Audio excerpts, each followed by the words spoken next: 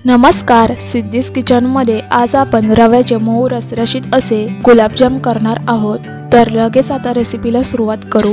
सर्वात आधी आपण पाक तयार करणार आहोत। त्यासाठी मी गॅसवर एक कढई ठेवली आहे। यामध्ये साखर घालायची आहे। 1 वाटी मी घातली आहे, आणखी अर्धा वाटी ही घालायची। तर एकूण आपण 1.5 वाटी साखर यासाठी घेतली आहे आणि यामध्ये आता तेवढंच पाणी घालायचं आहे। म्हणजे 1.5 वाटी साखरेला 1.5 वाटीच पाणी घालायचं। आता हे थोडंसं आपण चमच्याने मिक्स करून घेऊ आणि साखर आधी विरघळून घ्यायची आहे। गॅस मीडियम फ्लेमवर ठेवायचा। आता साखर विरघळली आहे आणि ह्याला चांगली उकळी आलेली आहे। ह्यामध्ये आता अर्धा चमचा वेलची पावडर घालू।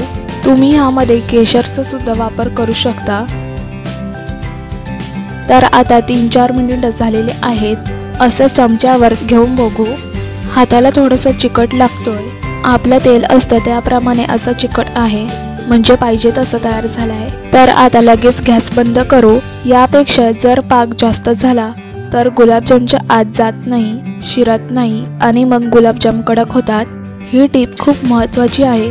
आता एका कढईमध्ये मी 1 चमचा तूप घालून असं सगळीकडे ब्रशने लावून घेते, किंवा तुम्ही चमच्याने सुद्धा लावू शकता। म्हणजे जे आपलं रव्याचे मिश्रण आहे ते ह्या कढईला लागत नाही। ह्यामध्ये आता अर्धा लिटर दूध घालू। तर वाटीने मोजलं तर हे 2 वाटी आहे। हे दूध रूम टेम्परेचरवरचं आहे, म्हणजे एकदा तापवून थंड करून घेतलं। आता चमच्याने मिक्स करून ह्याला एक उकळी आणायची आहे। तर आता दुधाला छान उकळी आलेली आहे आणि इथे मी 1 कप बारीक रवा घेतला आहे। तर असा बाजारात चिरोटी रवा मिळतो, तोच या गुलाबजाम साठी घ्यायचा आहे। तुम्हाला मिळालाच नाही तर तुम्ही जाड रवा मिक्सरवर फिरवून घेऊ शकता। आता थोडा थोडा करून हा रवा या दुधामध्ये घालायचा आहे आणि चमच्याने हलवायचा आहे। एका हाताने रवा घालायचा आणि दुसऱ्या हाताने चमच्याने हलवायचा आहे, म्हणजे या रव्याचे गोळे होत नाही। गॅस आता लो फ्लेमवरच ठेवायचा आहे। तर इथे मी सगळा रवा यामध्ये घातलाय आणि तुम्ही पाहू शकता रवा घातल्याबरोबर लगेच हे मिश्रण आळायला सुरुवात होते। मिश्रण लगेच घट्ट व्हायला सुरुवात होते, त्यामुळे चमच्याने सतत हलवायचं आणि फार पण हे मिश्रण घट्ट करायचं नाही, नाहीतर मग गुलाबजाम मऊ होत नाही आणि मग त्याच्या आतमध्ये पाक पण शिरत नाही। आता हे पाहिजे तसं झालेलं आहे। आपण गॅस बंद करूया आणि हे मिश्रण एका परातीमध्ये काढून घेऊ। यामध्ये आता 1 टेबलस्पून तूप घालू आणि व्यवस्थित ह्याला 4 ते 5 मिनिटं मळून घ्यायचंय। जितकं तुम्ही ह्या पिठाला जास्त मळाल तितके गुलाबजाम खूप छान तयार होतात। त्याला क्रॅक्स येत नाहीत आणि एकदम व्यवस्थित गोल आकारात तयार होतात। तर असं दाबून दाबून पीठ मळून घ्यायचं।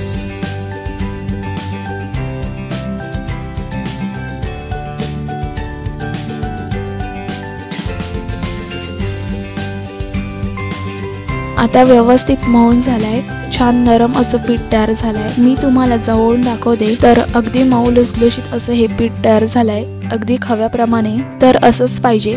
तुम्हाला जर वाटलं की पीठ घट्ट झालंय तर तुम्ही यामध्ये थोडंसं दूध घालून हे पीठ मळून घेऊ शकता। एकदम नरम झालेला आहे। आता तुम्ही हव्या त्या आकारामध्ये ह्याचे गुलाबजाम बनवू शकता। तर इथे मी एक गोल गुलाबजाम छान मळून तयार करून घेतलाय। चांगला हातावर मळून घेतलाय, म्हणजे मग गुलाबजामला क्रॅक्स येत नाही। तर इथे गुलाबजामचे गोळे तयार आहेत। आता हे तळून घ्यायचे।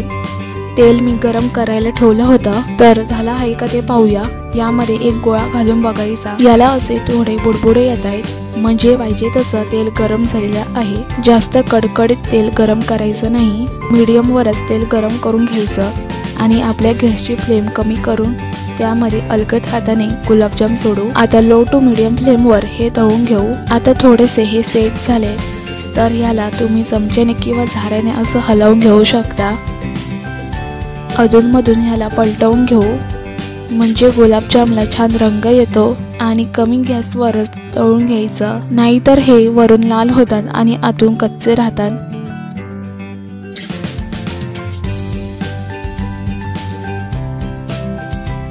आता हे बऱ्यापैकी होत आलेत, तर छान तळून झाले। आपण काढून घेऊयात। तेल निथळून घ्यायचंय। तर रंग खूप सुरेख आलाय। तर अशाच पद्धतीने आपण बाकीचे पण तळून घेऊ। तर अलगद हाताने यामध्ये गुलाबजाम सोडायचे आणि तुम्हाला असं वाटलं की तेल खूप गरम झालंय तर तुम्ही थोड्या वेळासाठी गॅस बंद करून पुन्हा चालू करू शकता। पाक पण मी परत गरम करायला ठेवला आहे आणि त्यामध्ये हे तयार केलेले गुलाबजाम घालायचे आणि 2 मिनिटं या पाकात आपल्याला हे शिजवून घ्यायचे, कारण हे रव्याचे गुलाबजाम आहेत त्यामुळे 1-2 मिनिटं आपण गॅसवर ठेवून शिजवून घेऊ। 2 मिनिटं झालेली आहेत, गॅस बंद करून घेऊ आणि ह्या गुलाबजामवरती झाकण ठेवून अर्धा ते 1 तास वाट पाहू, म्हणजे ह्यामध्ये पाक छान मुरतो आणि मग गुलाबजाम एकदम मऊ आणि रसरशीत तयार होतात।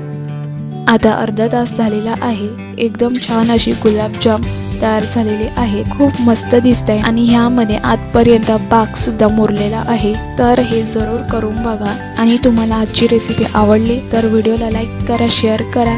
तसेच जर तुम्ही आमच्या चॅनलवरती नवीन असाल तर आमच्या चॅनलला सबस्क्राईब करा आणि बाजूला बेल आयकॉनवरती क्लिक करा। लवकरच भेटू अशा नवनवीन रेसिपीज बरोबर।